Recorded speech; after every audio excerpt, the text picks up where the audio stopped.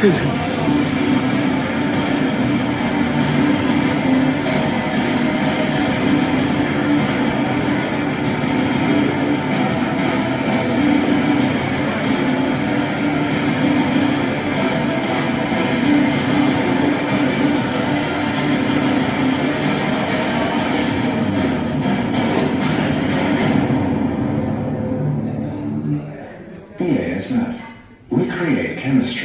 BASF लेके आई है क्रांतिकारी समाधान जिसका नाम है एक्सपोनस। आप सभी ने नाम सुना है, आप लोग यूज भी करते हैं, जानते भी हैं और डाला भी है, और कोई मुझे लगता है ऐसा आदमी होगा जिसको इसका रिजल्ट नहीं मिला होगा, सबने देखी। लेकिन केवल यहाँ मैं आपको ये बताना चाहता हूँ कि इसको डालने का सही समय क्या होना चाहिए गोभी के अंदर, जिससे आपको ज्यादा फायदा मिले। ठीक, तो ये दमदार है, तेज है और बहुआयामी है। दमदार ऐसे है चूंकि ये नई केमिस्ट्री है, नया टेक्निकल इसके अंदर, तो ये जो है ज्यादा अच्छे से काम करता है। इसके अंदर जो टेक्निकल है वो ब्रोफेनिलाइड है। इसके लिए गवर्नमेंट जो है ना IRAC जो इंसेक्टिसाइड रेसिस्टेंट एक्शन कमेटी होती है, वो जब रजिस्ट्रेशन देती है, रजिस्ट्रेशन एक्शन कमेटी, तो इस ग्रुप का कोई भी इंसेक्टिसाइड आज की डेट में इंडिया में नहीं था। तो इसके लिए एक नया ग्रुप बनाया, ग्रुप 30 ग्रुप का प्रोडक्ट है ये। ठीक, इसको हम लोगों ने मिर्च, बैगन, टमाटर, पत्ता गोभी, सोयाबीन, अरहर इतनी सारी फसलों में लेवल क्लेम लिया हुआ है। इसके अलावा अभी अंगूर में भी इसका लेवल क्लेम आ गया, मक्का में भी इसका लेवल क्लेम आ गया। तो धीरे धीरे लेवल क्लेम हमारे बढ़ते चले जा रहे हैं। ठीक, इसका जो फॉर्मुलेशन है वो SC फॉर्मुलेशन है। SC फॉर्मुलेशन का फायदा ये होता है कि ये फॉर्मुलेशन की दवाइयां जितनी होती है वो वाटर बेस्ड होती है, पानी होल्डिंग वाली होती है। आप एक्सपोनस को पानी में डालते होगे और लकड़ी से ऐसे हिलाएंगे, पूरा पानी में अच्छे से मिक्स हो जाता है। तो ये SC फॉर्मुलेशन होता है। दूसरा आता है EC वाला, वो होता है ऑयल बेस्ड। आप प्रोफेनोसाइपर है वो डालते होंगे, क्लोरोसाइपर पानी में आप डालो, ऊपर तैरने लग जाता होगा, हल्की सी उसमें ऑयल की परत आ जाती है ऊपर, उतने अच्छे से वो पानी में घुलता नहीं। तो ये फॉर्मुलेशन पानी में अच्छे से घुल जाता है और पौधे में बहुत अच्छे से पेनिट्रेट हो जाता है।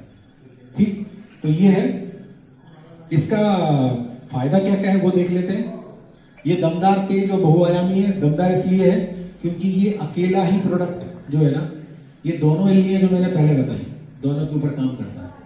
इसमें कुछ भी मिलाने की, कुछ भी मिक्स करने की जरूरत नहीं है, अकेले काम करता है। इसलिए इसको हम लोग बोलते हैं कि ये दमदार है। तेज है दूसरा इसका फायदा। ठीक है, तेज इसलिए है कि आप देखोगे एक्सपोनस डालने के बाद ये 1 घंटे के अंदर पौधे के अंदर चला जाता है और 1 घंटे के बाद ही ये अपना काम करना शुरू कर देता है। अब तेज इसलिए भी है क्योंकि ये कॉन्टैक्ट केमिस्ट्री है, पूरे तरीके से कॉन्टैक्ट है, प्लस ट्रांसलेमिनार एक्शन है इसका। कॉन्टैक्ट मतलब जैसे इल्ली इसके कॉन्टैक्ट में आएगी तो मरेगी, पत्ती पे दवा गिरेगी, ऊपर दवा गिरी और नीचे भी जाके काम करती है, उसको बोलते हैं ट्रांसलेमिनार एक्शन। तो पत्ती पे दवा गिरी, पत्ती पे दवा पड़ी हुई है, इल्ली के ऊपर जैसी दवा गिरेगी इल्ली तुरंत फड़फड़ा के गिरती है। ठीक, और वो धीरे धीरे करके मरना शुरू हो जाती है। और जैसे ही कोई इल्ली छूट जाती है, सारी इल्लियों पे तो दवा गिरेगी नहीं, जैसे ही इल्ली पत्ती खाएगी आपकी, खोचेगी, खाएगी और खाने के बाद तुरंत वो मरना शुरू हो जाएगी। तो कई बार आपको ये भी ध्यान रखना है कि किसान आज डाल के आया दवाई शाम को, और सुबह जाके हम देखने पहुंच जाते हैं और बोलते हैं कि यार इल्ली ने काम, दवाई ने काम नहीं किया। आप 100% मान के चलो कि एक्सपोनस डालने के बाद आपका काम हो गया है। इल्ली जैसे ही खाएगी तैसे ही वो मरेगी। हो सकता है कि आप अभी डाल के आए, उसने नहीं खाया, कल खाए, वो 1 आध दिन बाद खाए, तो जैसे ही खाएगी वो तब वो मरेगी। तो आपको एटलीस्ट 24 से 48 घंटे तक इंतजार करना है। 48 घंटे में तो सारी इल्लियां लगभग खत्म हो जाती है। ठीक है, उसको बनाने में ये मदद करता है। पत्ता गोभी का फोटो है, बट सेम फूल गोभी में भी आपको रिजल्ट देखने को मिलता है। ठीक है, ये इसके 3 फायदे हैं। यहाँ देखो आप, जहां आपकी पद्धति है किसान की पद्धति, वहां देखो आप, अभी जो मैं आपको बताना चाह रहा हूं कि पहले आप लोग जो सस्ती दवाइयां डालते हो उससे क्या होता है। आप जो सस्ती दवाइयां डालते हो उसके बाद महंगी दवाई डालते हो। तो सस्ती दवाइयां डालते हो जब पौधा होता है छोटा। ठीक है, ये वाले जो पत्ते दिख रहे नहीं, ये छोटे वाली जब फसल बड़ी होती है तो बड़े हो जाते पत्ते। तो पुरानी वाली जो पत्ती खाई हुई है, सस्ती दवाई जो हमने डाली थी, वो पत्ते लास्ट तक कभी भी सही नहीं होते। और फूल गोभी या पत्ता गोभी हो, दोनों में प्रकाश संश्लेषण कैसे होता है? पत्ते से। पौधे का भोजन कैसे बनता है? प्रकाश संश्लेषण से। धूप पड़ती है, प्रकाश संश्लेषण होता है और पौधा अपना भोजन बनाता है। तो पत्ता यदि सही नहीं रहेगा तो आप ये मान के चलो कि उतना अच्छा गोभी डेवलप नहीं होगा। तो पत्ते को बचाना बहुत ज्यादा जरूरी है। कोई सी फसल हो, एक फल है, पत्ते से ही भोजन बनाएंगे। भोजन नहीं बनेगा तो कहां से फली बनेगी, कहां से दाना बनेगा? हर एक फसल में यही कंडीशन है। तो जहां पर ये सबका एक्सपोनस डाला होगा शुरुआत में, जो मैंने आपको अभी बताऊंगा, वहां देखोगे आप इस तरीके के पत्ते आपको। हाँ,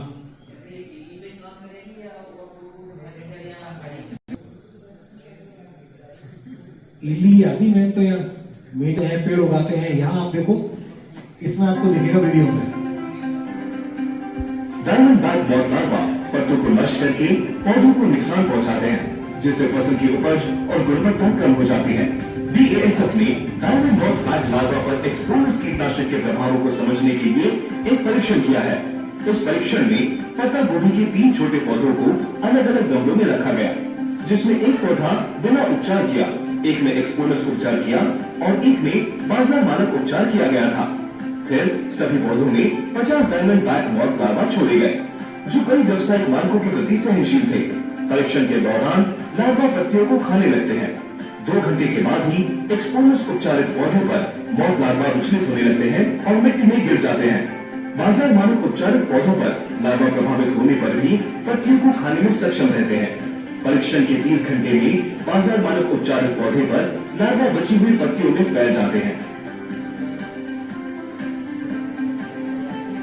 जबकि एक्सपोनस उपचारित पौधे पर लार्वा से सबसे कम नुकसान पहुंचता है। पूरे 75 घंटे के परीक्षण के दौरान अनुपचारित और बाजार मानक उपचारित दोनों पौधों में लार्वा लगातार नुकसान पहुंचाते रहते हैं। इस गतिविधि में फसल को नुकसान पहुंचता है, उपज कम होती है और फसल भी देर से होती है। एक्सपोनस डायमंड बैक ब्लॉक लार्वा को तेजी से नियंत्रित करता है, जिसके परिणाम स्वरूप स्वस्थ पौधे, उत्तम उपज और उच्च गुणवत्ता मिलती है। एक्सपोनस कीटनाशक एक दमदार, तेज और बहुआयामी कीटनाशक है, जो भी लंबे समय तक सुरक्षा। AASM, we create chemistry। तो ये BBM छोड़ा जाता है। फिर तीनों पौधों में एक को उनने खाली छोड़ा, जिसको कोई दवा नहीं डाली, दूसरे पे एक्सपोनस डाला और तीसरे पे जो मार्केट में दवाइयां बिक रही है, सबसे ज्यादा बिकने वाली दवाई है, वो डाली। आपने देखा नीचे घंटे भी चल रहे थे पूरा, क्योंकि इसकी वीडियो रिकॉर्डिंग होती है वहां पर। तो 70 घंटे के बाद जो किसान वाला पौधा था जिसमें कोई दवा नहीं डली थी, वहां पर सब खत्म हो गए पत्ते। जो मार्केट स्टैंडर्ड था वहाँ 50% पत्ते खत्म हो गए, और जहां पर हमारा एक्सपोनस दिला था वहां पर कोई भी नुकसान नहीं हुआ था। तो ये इसका फायदा है DBM के ऊपर।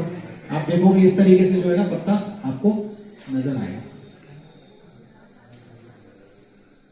ये देखो आप, जहां पर भी एक्सपोनस नहीं डला होगा वहां आप देखो इस तरीके के पत्ते पुराने वाले छलनी हो जाते हैं।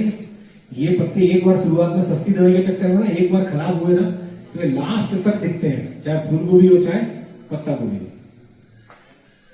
और जहां पे शुरुआत से ही कंट्रोल कर लिया वहां पर गोभी अलग ही दिखेगी। ठीक है, तो ये सब चीजें थी। तो एक्सपोनस का फायदा यही है कि ये दमदार है, तेज है और बहुआयामी है। ठीक, लंबे समय तक नियंत्रण देता है। आप एक बार एक्सपोनस डालने के बाद, मैंने और शिवम ने कल एक जगह पे फील्ड किया, एक किसान है, कौन थे सैनी जी, सत्तू गाड़ी वाले, वो सैनी जी ने 17 दिन पहले एक्सपोनस यूज किया था। मैं 17 दिन बाद उनके खेत में गया, तो आप बताओ मुझे 17 दिन पहले, अभी से तो गर्मी थी, 17 दिन पहले तो पूरा ठंडी तो थी नहीं, अब ठंडी आई है। 17 दिन तक एक्सपोनस ने बहुत अच्छे से काम किया, जबकि हम लोग ये बोलते हैं 10 से 12 दिन काम करेगी दवा, लेकिन 17 दिन तक कोई इल्ली का टेप उसमें देखने को नहीं मिला। तो लंबे समय तक भी काम करती है। बात वही होती है, हमारे पुराने जो बुजुर्ग लोग बोलते थे कि सस्ता रोज बार बार, महंगा रोज एक बार। तो चाहे आप 4 स्प्रे कर लो, 6 स्प्रे कर लो, चाहे आप 2-3 स्प्रे में अपना काम कर लो। वो ज्यादा इडली पड़ती है, 200-300 इडली वो अंडा देती है, वो काय से पड़ती है। वो तो साइकिल है, पूरा चल रहा है। वो तो वातावरण में उसका प्यूपा है, प्यूपा के बाद एडल्ट है, एडल्ट दवा डालने के बाद दोबारा ठंडा बन जाते हैं ना, वो तो आ जाता है ना। सारे थोड़ी खत्म होते हैं, पृथ्वी से सारे इंसेक्ट थोड़ी खत्म कर देंगे हम। वो एक पूंछी रहती है ना, वो सफेद वाली, वो पूंछी रहती है सफेद वाली। आप समझो मेरी बात, आपके खेत में आपने दवा डाल दी, ठीक, इल्ली सारी मर गई, बट खाली खेत पड़े हुए हैं, पेड़ पड़े हुए हैं, पौधे पड़े हुए हैं, दूसरे खेत पड़े हुए हैं, वहां तो इल्ली है ना, वो इल्ली निकलती है, उससे प्यूपा बनता है, प्यूपा से एडल्ट बनता है, एडल्ट बन के फिर मेटिंग करता है, फिर इल्ली देता है। पत्ते के नीचे वो अंडा बनाती है, समझ गया? वो अंडे फूटते हैं, इल्ली बढ़ते हैं, हाँ हाँ, तो पूरा पेड़ को नष्ट कर देती है। पेड़ को नष्ट कर देती है। और उसमें से आप लोग जो दवाई डालते हो, उसमें से मान लो 2 इल्ली 4 इल्ली बच गई। इल्ली का जो लाइफ साइकिल होता है ना, तो अंडे से इल्ली निकली, इल्ली के बाद प्यूपा आया, अब इल्ली पड़ती क्यों है, वो अंडे बनते क्यों है, काय से बनते हैं ये बताओ। वो मैटिंग करके जो उसका एडल्ट होता है ना, मैटिंग करके अंडे देता है सर, वहां पे अपने आप नहीं आते हो। ये जो पतंगे उड़ते हैं ना, ये आपको दिख रहे होंगे, ये सब पतंगे उड़ रहे होंगे, ये जो खेत के बाहर मैंने आपको बताया, खेत पे आप बल्ब जलाते हो, नीचे पतंगे उड़ते हैं, तो इसकी जो एडल्ट अवस्था होती है, ठीक है, उड़ने वाली जो एडल्ट अवस्था बोलते हैं उसको वयस्क अवस्था बोलते हैं। इनकी 4 अवस्थाएं हैं। कोई काबू नहीं, ये तो डीवीएम इल्ली तो ये तो मर जाती है, ये स्टेक्स से मर जाती है। तीतरी बोलते हैं, तीतरी उठती है, तीसरी वही अंडे देती है।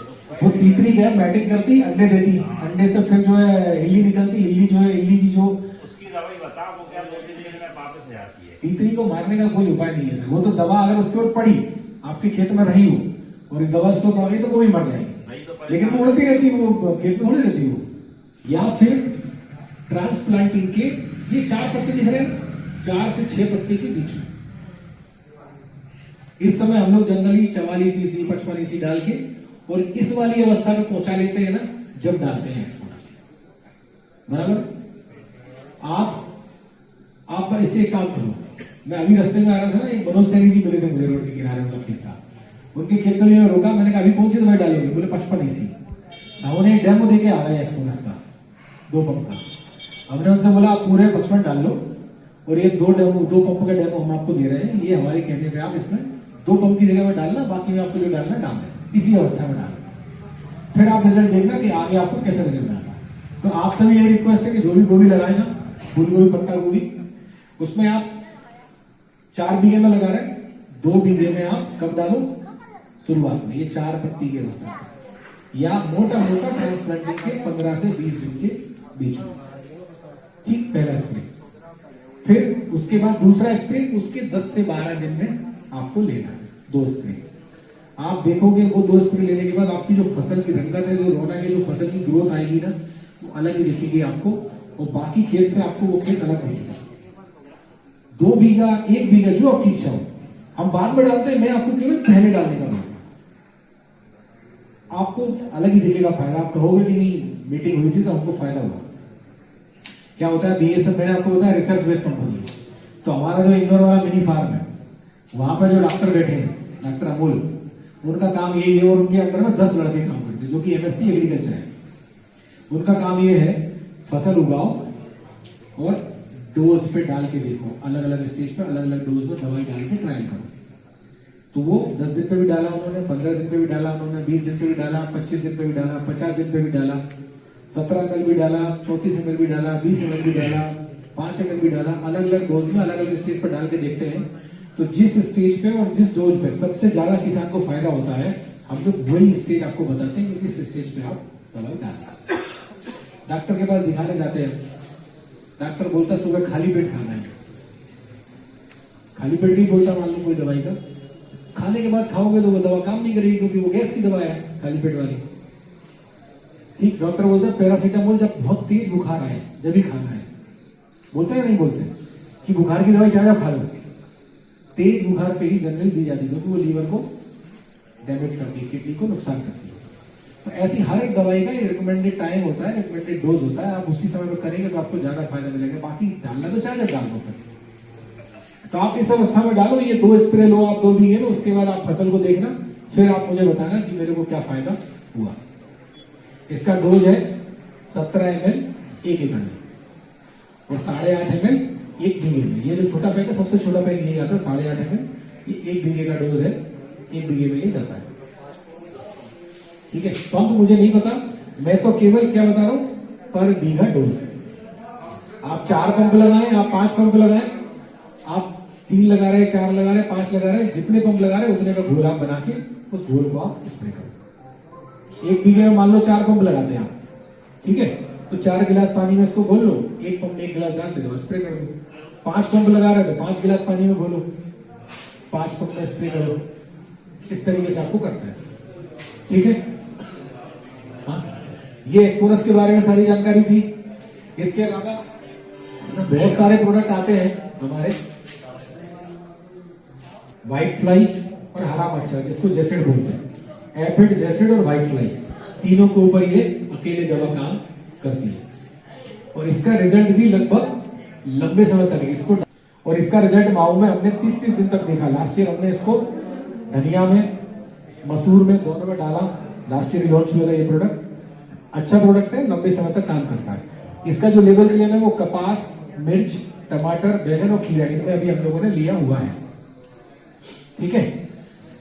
इसमें डिम्प्रोपाइडेज करके टेक्निकल है। इसका फायदा क्या है? 3 फायदे हैं। तुरंत जो है असर दिखना शुरू हो जाता है। इसमें भी 24 घंटे के बाद माहू भरना आपको खेत में अलग ही दिख जाएगी। 24 घंटे में आपका खेत पूरी तरीके से सुरक्षित हो जाता है। दूसरा, तीनों प्रकार के कीटों को मारता है, माहू, हरा मच्छर और सफेद मक्खी, तीनों प्रकार के कीटों को कंट्रोल करता है। लास्ट में लंबे समय तक, कई सारे जगह पर डेमो डाले हमने, कई सारी जगह पर किसान हमको बताते हैं कि 30-30 दिन तक भी माहू का असर इससे रहता है, 30 दिन तक भी व्हाइट फ्लाई नहीं होता है, ठीक। तो ये हो गया। इसका डोज जो है वो 280 ml 1 एकड़, 140 ml प्रति बीघा है। ये भी 140 ml, 280 ml और 700 ml 3 पैकिंग में आपको मार्केट में मिलेगा, ठीक है। इसके बाद अभी शुरुआत में जैसे आप जो फर्स्ट स्प्रे डालते हैं ना, प्रोफेनोसाइपर वाला या एटोमेक्टिन वाला, तो हम लोगों ने उस सेगमेंट के लिए एक नया प्रोडक्ट लॉन्च किया जिसका नाम है इम्यूनिटी। इसके अंदर अल्फा साइपरमेथ्रिन है और टेफ्लूवेंजुरन, फरसा वाला टेक्निकल इसके अंदर, और टेफ्लूवेंजुरन ये नया टेक्निकल। ये सस्ता प्रोडक्ट है और फर्स्ट स्प्रे में अगर आपको लेना है तो आप इसको भी ले सकते हैं। जहां आप एक्सपोनस नहीं डालना चाहते, खर्चा नहीं करना चाहते, प्रोफेनोसाइपर या एटोमेक्टिन डालते हैं, वहां इसको आप उपयोग कर सकते हैं। उन सब से ये ज्यादा अच्छा काम करेगा क्योंकि इसमें टेक्निकल नया है, सस्ता है, लेकिन वो 120 ml पर एकड़ है। इसको शुरुआत में इसके अंदर ही स्प्रे करना है। इसको भी आप बैंगन, मिर्च, टमाटर, गोभी, इवन आप जो प्याज लगा रहे हैं ना, प्याज या लहसुन के अंदर जो थ्रिप्स आता है, थ्रिप्स के ऊपर भी ये काम करता है इम्यूनिटी। इसके बाद इसकी जो मात्रा उपलब्ध है, जो पैकिंग उपलब्ध है, वो 120 ml, 240 ml और 400 ml की पैकिंग में ही मिलता है। 1 एकड़, 2 एकड़ और 4-4.5 एकड़, ठीक है। ज्यादा स्प्रे आपको नहीं लेने। और उसके बाद यदि जरूरत पड़ती तो आप पायरेट भी डाल सकते हैं, काली वाली लिली पे काम करता है। इसके अलावा हमारा एक प्रोडक्ट आता है, आपने नाम सुना होगा पहले से, इंट्रेबिट। इंट्रेबिट भी जो है काली लिली और डीबीएफ के ऊपर काम करता था। क्या है, एक ही दवाई को लगातार हम लोग डालने के लिए मना करते हैं। एक्सपोनस के 2 स्प्रे लेना, उसके बाद अगर आपको जरूरत पड़ेगी तो आप दूसरी दवा डालिए। एक्सपोनस नहीं डालना है, पूरी फसल में आपको 2 ही बार डालना है, 2 बार नहीं डालना। तो पायरेट डाल सकते हैं। पायरेट की खासियत है कि मकड़ी के ऊपर भी काम करता है, ये थ्रिप्स के ऊपर भी काम करता है और काली इल्ली के ऊपर काम करता है। अब ये यहाँ यही समझ लो आप, आपके लहसुन में या प्याज में जो थ्रिप्स आता है, ये वाला, आप लहसुन के जो पत्ते रहते हैं उनको साइड में हटा के देखोगे, छोटे छोटे छोटे छोटे कीड़े रहते हैं, ये वाले, ये उड़ते नहीं है, ये घूमते हैं, दौड़ लगाते हैं और ये रस चूसते हैं, ये सकिंग पेस्ट में आते हैं। तो थ्रिप्स के लिए कौन सा प्रोडक्ट है हमारा? पायरेट। और थ्रिप्स के ऊपर थोड़ा डोज ज्यादा बढ़ा के डालेंगे, 34 ml डोज है, तो एक्सपोनस भी काम करता है, ठीक है, लहसुन प्याज।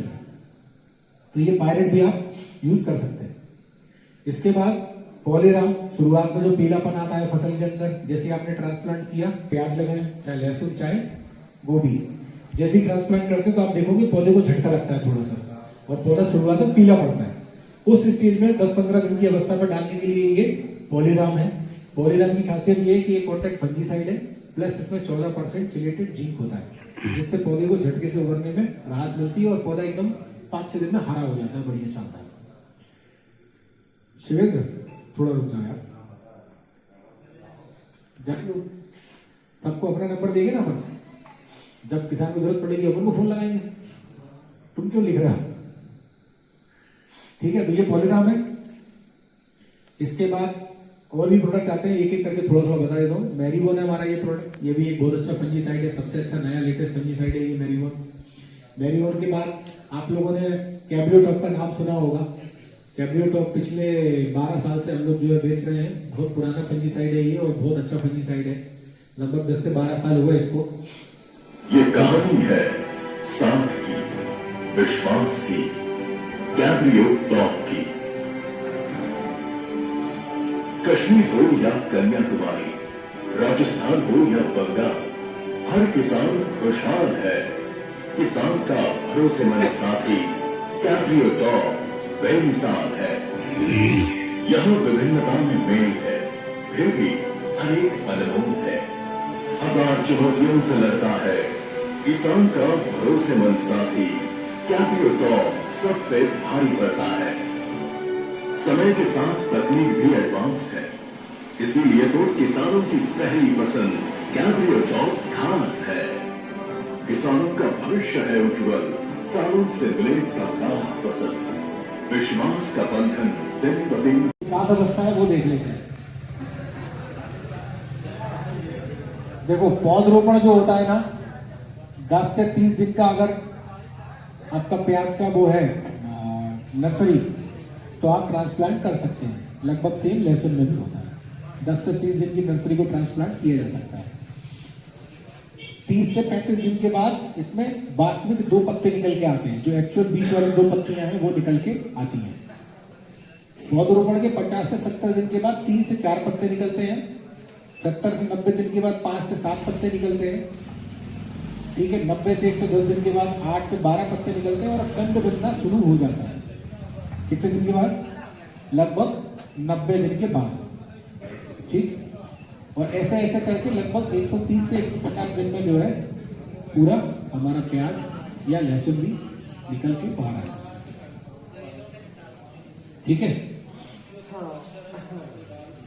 अब इसमें जो है इसको समझो आप सबसे पहले। लहसुन या प्याज नीचे जो कंद बनता है वो काय से बनता है? कैसे बनता है? बीज से तो बनेगा। ये फोटो में देखो आप, ये जो पत्तियां दिख रही है ना ऊपर, ये पत्तियों से ही जो परत, ये वाली जो परत है ना, ये पत्तियों से बनती है ना। ये जितनी भी परतें हैं देखो आप, जितने परतें बनेगी उतने पत्ते रहेंगे, या जितने पत्ते रहेंगे उतनी परतें ज्यादा बनेगी। तो प्याज के अंदर भी या लहसुन के अंदर भी पत्तों का सबसे बड़ा रोल है। जितने पत्ते स्वस्थ रहेंगे, जितने ज्यादा पत्ते रहेंगे, उतना ज्यादा कंद का साइज, कंद का जो है वो बढ़ेगा। तो यहाँ पर भी सबसे ज्यादा जरूरी पत्ते ही हैं। यहाँ इसमें समझाया गया है कि प्याज में पत्तियों का क्या महत्व है। प्याज में पत्तियों की संख्या और प्याज में परतों की संख्या बराबर होती है। जितनी ज्यादा पत्तियां रहेंगी लहसुन में, प्याज में, उतनी ज्यादा, जैसे लहसुन है जितनी ज्यादा पत्तियां रहेंगी उतनी ज्यादा नीचे कलियां बनेंगी। प्याज में जितनी ज्यादा पत्तियां रहेंगी उतनी ज्यादा प्याज में परतें बनेंगी, तो प्याज का साइज ज्यादा अच्छा आएगा। तो ये सबसे ज्यादा जरूरी है। तो प्याज में या लहसुन में पत्ते का सबसे ज्यादा महत्व है। अब पत्ते में क्या क्या होता है ये मैं आगे आपको बताता हूं। दिक्कत आती है, ये तो नर्सरी की है प्रॉब्लम, नर्सरी में ये सब प्रॉब्लम्स आती है, तो नर्सरी तो आप जनरली उगा ही देते हैं। आगे देखते हैं क्या क्या दिक्कतें हैं। सबसे पहले चारे निकलते हैं। चारे के लिए आप लोग जो भी है दवाइयां डालते होंगे। चारे के लिए कुछ डालते हैं लहसुन प्याज में? कौन सी दवा डालते हैं? हाँ, दोस्त डालते हैं। अरेगा सुपर तो बाद में डाला जाता है। दोस्त डालते हैं जनरली, पेंटामेथ्रिन डालते हैं। बीमारी पत्ते के ऊपर से नहीं आती, ये हमेशा बीमारी बीच में आती है पत्ते के। देखो आप, दाग बनता है जो पत्ते पे, ठीक, इसको नाम बीमारी का पर्पल ब्लोच।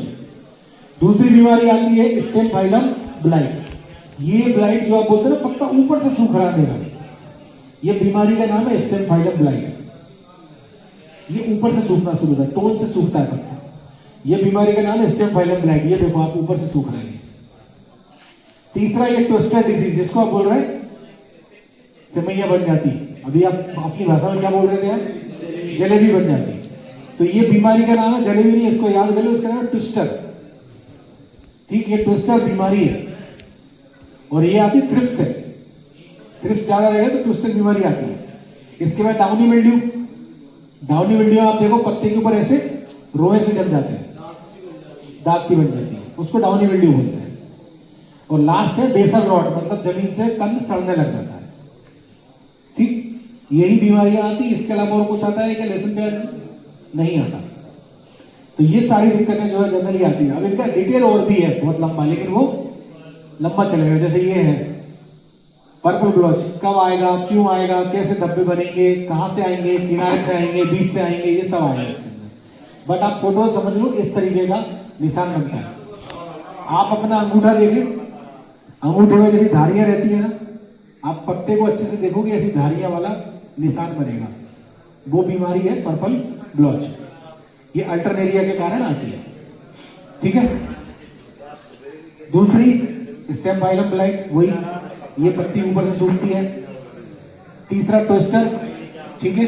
ये बीमारी जो है ना जनरली कब आती है? जलेबी बनना। देखो आप यहाँ पर लिखा है, जब गर्म टेम्परेचर होगा ज्यादा, 24 डिग्री से लेके 29 डिग्री टेम्परेचर हो जाएगा। कब? जब ये कंद बनना शुरू हो गया है और टेम्परेचर बढ़ेगा तो ये बीमारी आती है, नहीं तो ये बीमारी नहीं आती। ठीक, ट्विस्टर डिजीज। डाउनी मिल्ड्यू है। डाउनी मिल्ड्यू के बाद ये सारी चीजें हो जाती हैं। अब एक एक करके आते हैं अपने प्रोडक्ट के ऊपर, इस पर क्या क्या काम करेगा। तो पहला है हमारा प्रोडक्ट स्टॉम्प एक्स्ट्रा। नाम सुना है? मनोज को बोल रहा है।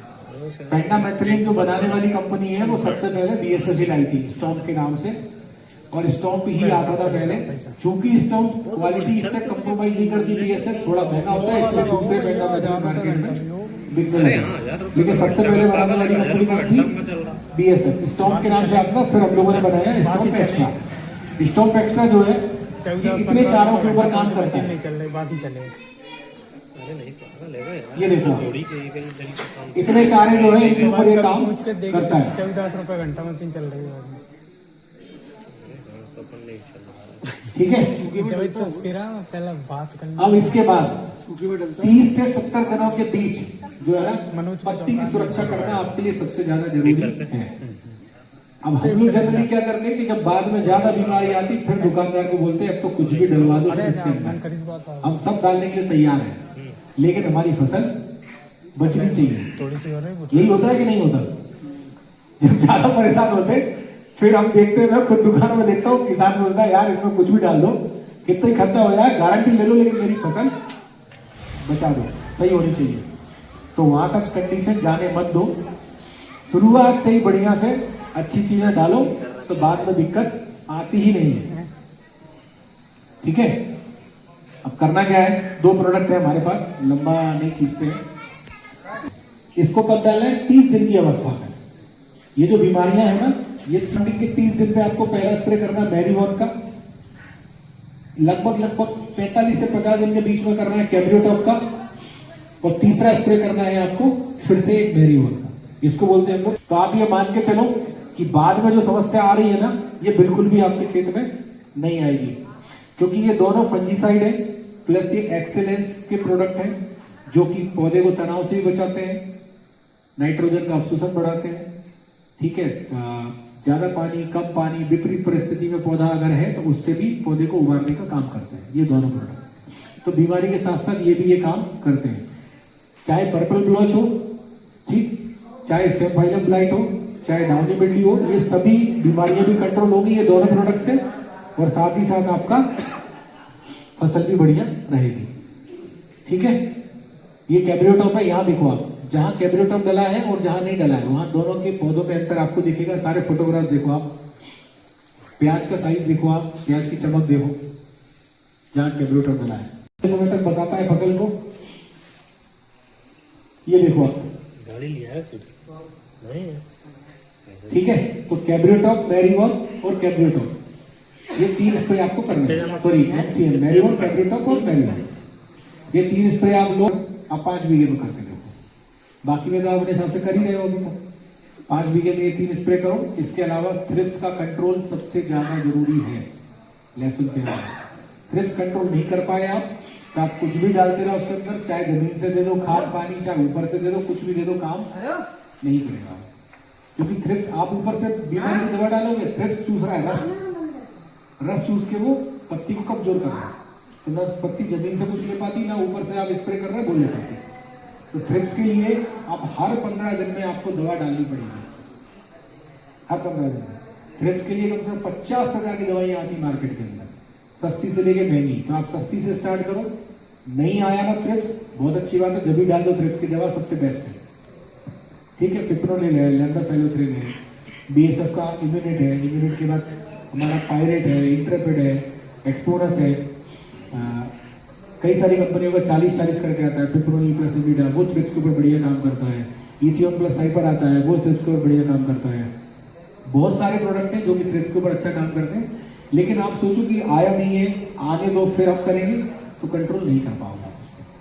थ्रिप्स को हर 15 दिन में दवाई आपकी जानी ही चाहिए थ्रिप्स के लिए, प्याज लहसुन में, तभी वो बचेगा। अदरवाइज आप कितना ही कर लो, वो कंध छोटा ही रह जाएगा, वो बढ़ने नहीं देगा थ्रिप्स। और मैंने ये देखा है कि लहसुन में जनरली लोग क्या करते हैं, जैसे इधर तो मैं फर्स्ट टाइम आया हूँ आपके यहाँ, मैंने लहसुन का फतेहगढ़ वाला जो रोड है ना, उधर काफी सारे फार्मर लगाते हैं। तो 40-50 दिन की फसल तक हो जाती, जब तक तो वो जमीन से ही देते पेड़ में, ये बाल्टी डाल दो, वो माइक्रोराइजर डाल दो, ये डाल दो, कुछ भी नहीं होता है सब, जब तक आप बीमारी कंट्रोल नहीं करोगे या आप थ्रिप्स कंट्रोल नहीं करोगे। बाद में जब थ्रिप्स ज्यादा हो जाता, फिर वो कहते हैं अब तो कुछ भी डलवा दो साहब, पत्ते सूख गए, ऊपर के आधे काले पड़ गए, फिर कुछ नहीं होता। ठीक है सर, तो ये सारी जानकारी थी। इसके अलावा तिवारी